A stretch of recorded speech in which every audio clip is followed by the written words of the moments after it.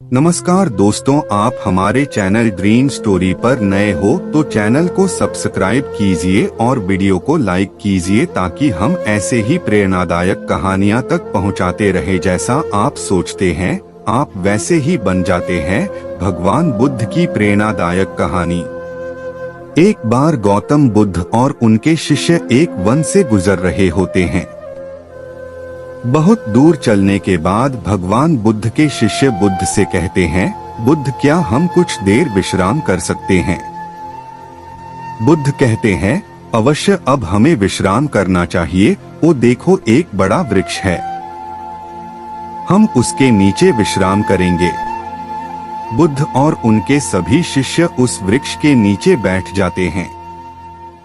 उनमें से एक शिष्य ने बुद्ध कहता है, बुद्ध आपने हमसे एक बात कही थी कि हम जैसा सोचते हैं हम वैसा ही बन जाते हैं।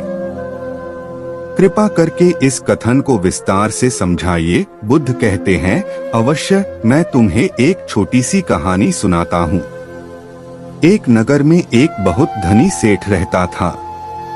उसके पास धन की कोई कमी नहीं थी, परंतु फिर भी हर समय धन इकट्ठा करने के बारे में सोचता रहता था। एक बार सेठ के घर उसका एक रिश्तेदार आता है। सेठ उसकी खूब खातिरदारी करता है। बातों बातों में सेठ का रिश्तेदार सेठ से कहता है, अरे सेठ जी, हमारे नगर में एक नामी गिरामी सेठ रहता था। वह आपसे ज्यादा धनवान था। वह सेठ पूछता है, पर तुम एक बात बताओ, तुम उसे रहता था क्यों कह रहे हो? सेठ का रिश्तेदार कहता है, रहता था मैं इसलिए कह रहा हूँ क्योंकि वह अब जीवित नहीं है, वह मर चुका है। सेठ बेचारा धन को इकट्ठा करते करते वह यह भी भूल गया कि मृत्यु नाम की चीज होती है, सेठ को भी आती है। सेठ उस व्यक्ति से पूछता है, क्यों, क्या कारण हुआ जिससे उसकी मृत्यु हो गई? सेठ का रिश्तेदार कहता है, कारण तो कुछ ना था, अचानक ही उसका बुलावा आ गया और उसको जाना पड़ा। सेठ कहता है, अरे ऐसे कैसे बुलावा आ गया, उसे कोई बीमारी रही होगी। वह व्यक्ति कहता है, नहीं, उसे कोई बीमारी नहीं थी, वह तो अचानक ही मृत्यु को प्राप्त हो गया। सेठ अपने रिश्तेदार की बात सुनकर हैरान रह जाता है, क्योंकि अब तक वह सोचता था कि मृत्यु बुढ़ापे में आती है या किसी बीमारी के कारण आती है। क्योंकि सेठ अभी जवान है, वह अभी मरना नहीं चाहता। अगले दिन वह रिश्तेदार अपने घर चला जाता है, परंतु सेठ को एक बहुत बड़ी समस्या दे जाता है कि सेठ को भी मृत्यु आ सकती है। सेठ जैसे पहले धन के बारे में सोचता था, अब केवल मृत्यु के बारे में सोचने लगता है कि कहीं मुझे मृत्यु ना आ जाए। समय बीतता है, सेठ बहुत कमजोर होने लगता है, क्योंकि वह अब सही से ना खाता है और ना पीता है, केवल मृत्यु के बारे में सोचता है। उसकी जीवा पर केवल एक ही कथन रहता था, कहीं मेरी मृत्यु ना हो जाए, और वह बीमार हो जाता है। उसकी ऐसी स्थिति हो जाती है मानो कभी भी प्राण निकल जाए।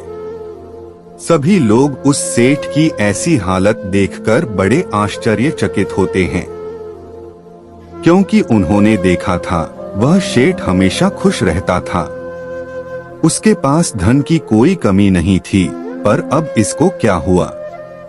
अब सेठ कहीं आता जाता नहीं था, केवल एक जगह लेटा रहता था। उस सेठ की हालत देखकर उस सेठ का एक मित्र एक सन्यासी को उस सेठ के पास लाता है और कहता है, सुनो, यह बहुत प्रसिद्ध सन्यासी है, तुम अपनी समस्या इन्हें बताओ, ये उसका जरूर समाधान बताएंगे। वह सन्यासी उस सेठ से पूछते हैं, क्या हुआ, मैं तुम्हें पहले भी देखा हूँ, परंतु तुम इतने कमजोर कैसे हो गए? कौन सी चिंता तुम्हें खाए जा रही है? सन्यासी की बात सुनकर वह सेठ सन्यासी से कहता है, मैं मृत्यु को प्राप्त नहीं होना चाहता हूँ, कहीं मुझे मृत्यु ना आ जाए। सेठ की बात सुनकर वह सन्यासी मुस्कुराकर बोले, अच्छा तुम्हें मृत्यु का भय है? वह सेठ कहता है, हाँ मेरे पास इतना सारा धन है, इसका उपयोग कौन करेगा? मुझे मृत्यु को प्राप्त नहीं होना है, मुझे जीना है। वह संत कहते हैं, तुम्हारी इस समस्या का मैं अभी समाधान निकलता हूँ। संत की बात सुनकर सेठ बहुत खुश होता है, उस संत के आगे हाथ जोड़ता है और कहता है, कृपा करके मेरे इस समस्या का समाधान कीजिए। वह संत उस सेठ से कहते हैं, मैं तुम्हें एक मंत्र देता हूँ, तुम बस इसका उच्चारण भीतर भी और बाहर भी करना, मतलब मुंह से भी यही मंत्र बोलना और अपने भीतर मन में भी यही मंत्र बोलना। यह मंत्र है, जब तक मुझे मृत्यु नहीं आएगी तब तक मैं जीऊंगा, जब तक मुझे मृत्यु नहीं आएगी तब तक मैं जीऊंगा।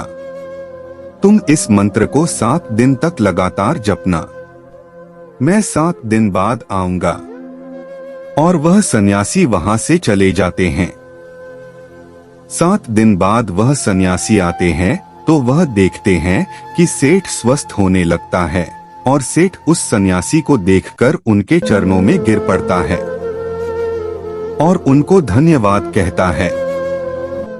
वह सेठ कहता है, आपके मंत्र ने कमाल ही कर दिया, अब मैं मृत्यु से भयभीत नहीं हूँ, क्योंकि जब तक मृत्यु नहीं आएगी तब तक मैं अपना जीवन जीऊंगा। पहले मैं मृत्यु के डर के कारण जीवन जी नहीं पा रहा था, परंतु आपके मंत्र ने मेरा जीवन ही बदल दिया। जब तक उस सेठ को दूसरे सेठ के बारे में नहीं पता चला था, तब तक वह केवल धन के बारे में सोचता था और दिन रात उसके धन में वृद्धि हो रही थी और उसका स्वास्थ्य भी ठीक रहता था। वह अपने जीवन से खुश था, परंतु जब वह मृत्यु के बारे में सोचना शुरू कर दिया तो वह मृत्यु के करीब जाने लगा और ऐसा क्षण आ गया कि वह कभी भी मृत्यु को प्राप्त हो सकता था। इस कहानी से हमें यह सीख मिलती है कि हम जो भीतर और बाहर रखते वही हमारे जीवन में घटित होने लगता है, इसलिए हमें हमेशा सकारात्मक सोचना चाहिए।